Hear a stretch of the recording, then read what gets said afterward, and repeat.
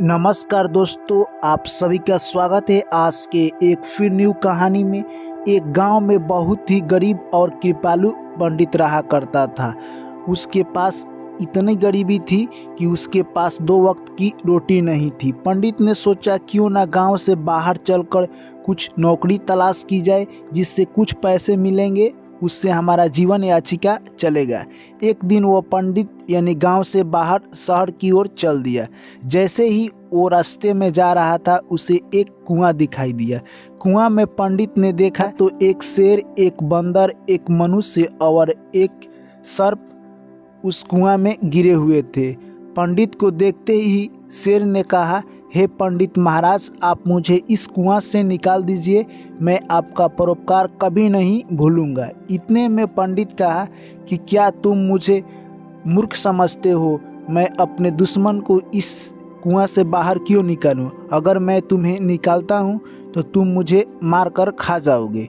यह बात सुनकर शेर बोला, ऐसा नहीं है, कोई असहाय आपको कैसे मारकर खाएगा? मैं तो खुद आपके सहायता के भरोसा बैठा हूँ, मैं आपको क्यों मारूंगा? यह बात सुनकर पंडित बोला, नहीं, मैं कभी भी अपनी दुश्मनों को कुआं से बाहर नहीं निकालता हूँ।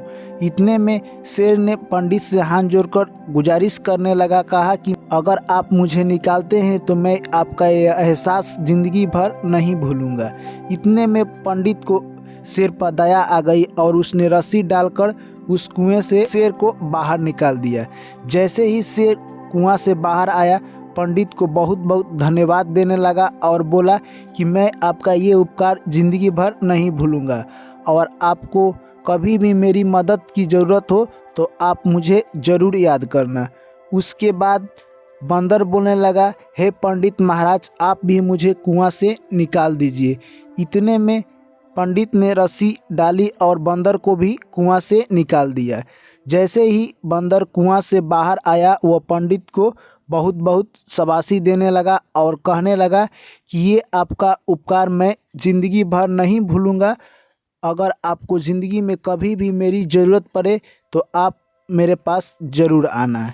इसके बाद सर्प कहने लगा कि हे पंडित महाराज, आप मुझे बाहर निकाल दीजिए।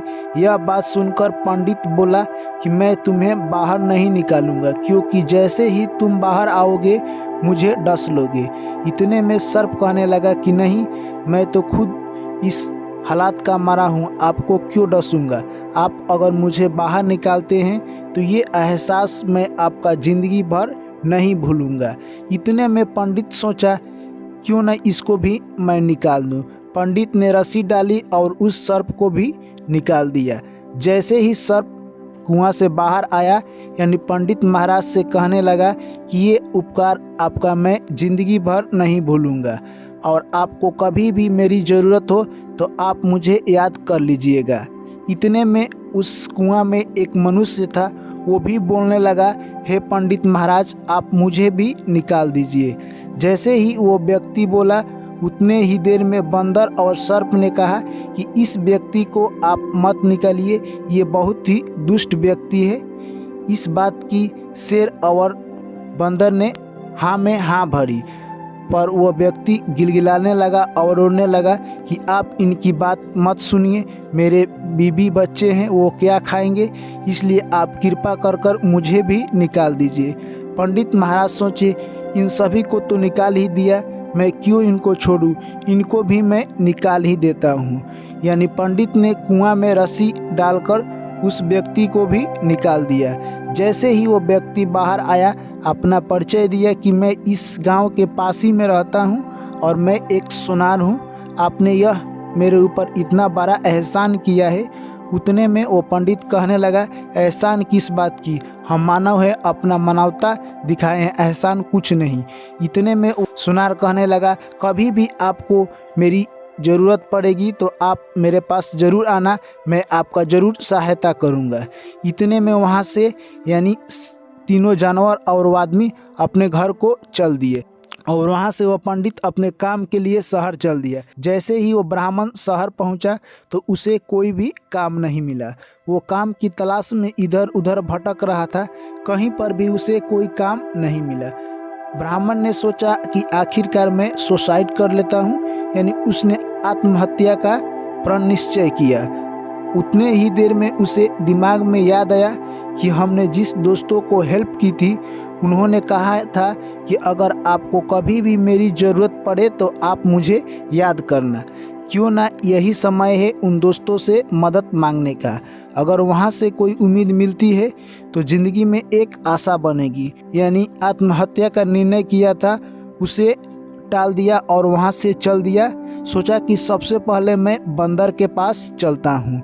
वो ब्राह्मण सबसे पहले बंदर के पास गया और बोला, हे बंदर महाराज, मैं आपके पास एक काम से आया हूँ। यह देखकर बंदर काफ़ी खुशी हुआ और बोला कि हे ब्राह्मण देवता, आइए बोलिए आपको क्या काम है। ब्राह्मण देवता ने अपना पूरा कहानी सुनाया। बंदर ने उसे वृक्ष पर से ताज़े ताज़े फल लाकर और खिलाया। ब्राह्मण देवता ने पूछा कि मुझे शेर के पास जाना है, शेर कहाँ रहता है। इतने में बंदर ने बताया कि शेर इस पहाड़ी के नीचे एक गुफा में रहता है, आप वहीं पर चले जाइए। ब्राह्मण देवता वहां से चल दिए। जैसे ही गुफा के पास पहुंचे ब्राह्मण देवता, अंदर से शेर निकला और बोला, हे ब्राह्मण देवता, बताइए आपका आगमन हमारे यहाँ कैसे हुआ है, आपकी मैं क्या सहायता कर सकता हूँ। पंडित ने अपनी सारी कथा सुनाई। उसके बाद शेर कहा, ठीक है। शेर अंदर गया गुफा में और वहाँ से एक कंगन लेकर आया। कंगन लाकर, यानी वो कंगन सोना का था, पंडित जी को दे दिया। पंडित जी कंगन लेते ही काफ़ी खुश हो गए और वहाँ से चल दिए। ब्राह्मण देवता ने सोचा कि जो मैं यह यात्रा कर रहा हूँ वह मेरा यात्रा अब लग रहा है कि सफल होगा। इस हार को मैं बेचकर अपने घर लौट जाऊँगा और मेरे बीवी बच्चे मेरे घर लौटते देखकर काफ़ी खुशी होंगे और मेरे पास काफ़ी धन भी होगा। उन्होंने सोचा कि क्यों न इस हार को मैं इसी शहर में बेच दूं। पर उन्हें याद आया कि मेरा एक दोस्त है सोनार, जो कि यही कारोबार करता है। मैं उसी के पास चलता हूँ जिससे वो मुझे हेल्प भी करेगा और मुझे कुछ अच्छा रकम भी मिलेगा। वो ब्राह्मण देवता वहाँ से सोनार दोस्त के पास पहुँचे। जैसे ही वो सोनार के घर पहुँचे, सोनार देखकर ब्राह्मण देवता को काफ़ी खुश हुआ और बोला, हे ब्राह्मण देवता, आपका हमारे यहाँ कैसे आगमन हुआ, आइए बैठिए, मैं आपका क्या सहायता कर सकता हूँ। इतने में ब्राह्मण ने बताया कि मेरे पास एक हार है जो कि मैं इसे बेचना चाहता हूँ अच्छी दाम में, इसीलिए मैं तुम्हारे पास आया हूँ। इतने में सोनार बोला, ठीक है, वो हार आप मुझे दे दीजिए। हार देखते ही सोनार समझ गया कि यह हार वही है जिसे मैंने यानी राजा के राजकुमार के लिए बनाया है और यह व्यक्ति लेकर घूम रहा है। सोनार ने उस हार को लिया और अपने जेब में रख लिया और वो कहने लगा, इस हार की कीमत मैं तो ठीक तरह से नहीं बता पाऊंगा कितना है, आप मेरे घर प्रतीक्षा कीजिए, मैं इस हार को भले अपने से ऊपर वाले व्यक्ति को दिखाकर आता हूं कि इसका सही दाम क्या है। और उन्होंने अपनी पत्नी से कहा, ब्राह्मण देवता की आप सत्कार कीजिए और इन्हें खाना पानी खिलाइए, तब तक मैं आता हूँ। यह कहकर यानी वहाँ से सोनार राजा के पास चल दिया। राजा के पास जाकर सोनार ने वो हार दिखाया और पूरी कहानी सुनाई। राजा यह सब सुनकर काफ़ी गुस्सा में आ गया और बोला कि जाकर अभी यानी सोनार के घर से यानी उस ब्राह्मण देवता को पकड़ कर लाओ और जेल में डाल दो, क्योंकि वो मेरे राजकुमार का हत्यारा है।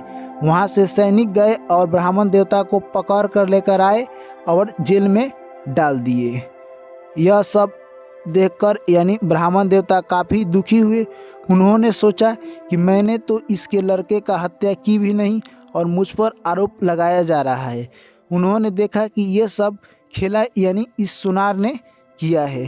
तब ब्राह्मण देवता सोचने लगे कि मैं अब क्या करूं, इस शहर में मेरा कोई दोस्त भी नहीं है, अब मेरा कोई हेल्प भी नहीं करेगा।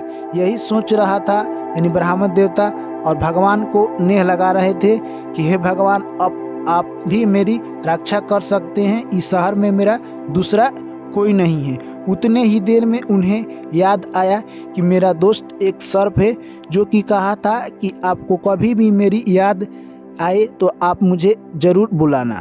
इतने ही देर में अगले क्षण में ब्राह्मण देवता ने सर्प देवता को याद किया। कुछ ही पल में सर्प देवता उनके सामने उपस्थित हो गए। यह देखकर ब्राह्मण देवता काफ़ी खुश हुए। उतने में ही सर्प बोला, हे ब्राह्मण देवता, आपने मुझे कैसे याद किया? मैं आपका क्या सेवा कर सकता हूँ? इतने में ब्राह्मण देवता ने हार पाने से लेकर हार बेचने तक की पूरी कहानी सुना डाली। जैसे ही कहानी सर्प देवता ने सुना, ब्राह्मण से बोलने लगे कि मैं आपको उसी वक्त कहा था कि इस इंसान को आप मत निकालिए, क्योंकि ये आपकी बिरादरी का है, पर इस पर विश्वास करने योग्य नहीं है, क्योंकि ये धन का लालची है। ऐसे व्यक्ति पर हमें कभी भी विश्वास नहीं करना चाहिए और ऐसे व्यक्ति को कभी भी अपना दोस्त नहीं बनाना चाहिए। पर आप उस वक्त मेरी बात नहीं सुने। पर उसके बाद नाग देवता बोले, मैं आपकी मदद ज़रूर करूंगा। मेरे दिमाग में एक आइडिया आया है। मैं अभी फ़िलहाल जाता हूं रानी के कक्ष में और रानी को डस लूँगा, और जब तक आप रानी के पास नहीं जाएंगे और उसके लीलार पर हाथ नहीं रखेंगे, यानी उसके शरीर से जहर का असर खत्म नहीं होगा। यह बात कहकर सर्प देवता वहाँ से चल दिए। सर्प खिड़की होते हुए रानी के कक्ष में प्रवेश किया और मौका पाते ही रानी को डस लिया और वहां से खिड़की के रास्ते सर्प निकल गया। रानी इतने ही देर में चिल्लाने लगी कि सर्प ने मुझे डस लिया। यह देखकर मंत्रियों के बीच हाहाकार मच गया। मंत्रियों ने सबसे पहले राजा को सूचना किया कि रानी को सर्प ने डस लिया है। राजा ने उतने ही देर में एक वैद्य को बुलवाया और रानी के उपचार के लिए कहा, और वैद्य से राजा कहने लगे कि इस रानी को प्लीज आप बचा लीजिए, नहीं तो मेरा क्या होगा। वैद्य ने अपनी जड़ी बूटी लेकर आया और रानी का इलाज चालू कर दिया। उसके पास जो भी जड़ी बूटी थी रानी को पिलाकर देख लिया, यानी रानी पर उसका कोई असर नहीं हुआ। उसने कहा कि ये मेरे बस की बात नहीं है, आप इसी वक्त दूसरे कोई वैद्य को बुलाकर देख लीजिए, क्योंकि ये मेरे बस के बात नहीं है। राजा ने उसी वक्त पूरे इलाके में ऐलान करवा दिया कि जो रानी को बचाएगा उसे मुंह मांगा इनाम दिया जाएगा। जैसे ही यह बात पूरी शहर में फैली, बहुत सारे वैद्य और बहुत सारे यानी ज्ञानी लोग आए और अपना अपना एक्सपेरिमेंट किए, पर रानी पर इसका कोई असर नहीं पड़ा, यानी वो मूर्छित अवस्था में पड़ी रही। राजा अब निराश होने लगे और वो सभी जो वैद्य आए थे वो निराश हाथ वहाँ से लौटने लगे। यह सब देखकर राजा काफ़ी उदास हो गया। वो सोचने लगा कि अब रानी हमारे हाथ नहीं लगेगी। इतने में वो पंडित सुना था कि यानी रानी को जो भी बचाएगा उसे मुँह मांगा इनाम मिलेगा। वो वहाँ के गार्ड से कहने लगा कि आप मुझे रानी को बचाने के लिए जाने दीजिए। इतने में यह बात सुनकर गार्ड कहने लगा कि इतने बड़े बड़े वैद्य आए थे और इतने बड़े बड़े ज्ञानी आए थे जो कि रानी को ठीक ही नहीं कर पाए, तुम क्या ठीक कर पाओगे। इतने में ब्राह्मण देवता बोलने लगे कि आप मुझे एक बार रानी के पास ले चलिए, मैं जरूर ठीक कर दूंगा। यह सूचना यानी राजा तक पहुंचाई गई। राजा ने इन ब्राह्मण देवता को फौरन वहां बुलाया और रानी के कक्ष में ब्राह्मण देवता को लेकर जाया गया। जैसे ही यानी ब्राह्मण रानी के कक्ष में गया, रानी के सर पर हाथ रखा और उतने ही देर में रानी बेहोश से उठ गई और बोली, महाराज। इतने में राजा ने कहा, तुम्हें एक सर्प ने डस लिया था और तुम मूर्छित थी, और ये ब्राह्मण देवता की कृपा से तुम बची हो। राजा ने ब्राह्मण देवता से सच पूछा। ब्राह्मण देवता ने अपनी पूरी सच्चाई बताई।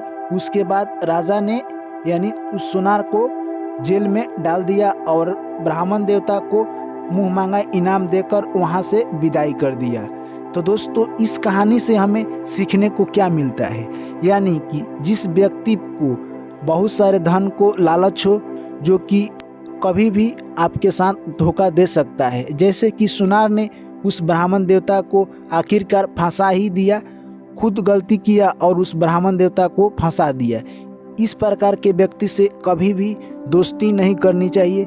अगर आप दोस्ती करते हैं तो इसका अंजाम यही होगा जिस तरह से ब्राह्मण देवता को वो सुनार ने फंसाया था। तो इस कहानी के बारे में दोस्तों आपकी क्या राय है? आप अपनी राय कमेंट में लिख के हमें ज़रूर बताइए। चलिए फिर आप लोग से मिलते हैं एक नेक्स्ट कहानी में, एक नई कहानी के साथ। तब तक के लिए आप सभी साथियों को और मेरे प्यारे भाई एवं बहनों को मेरा प्यार भरा नमस्कार।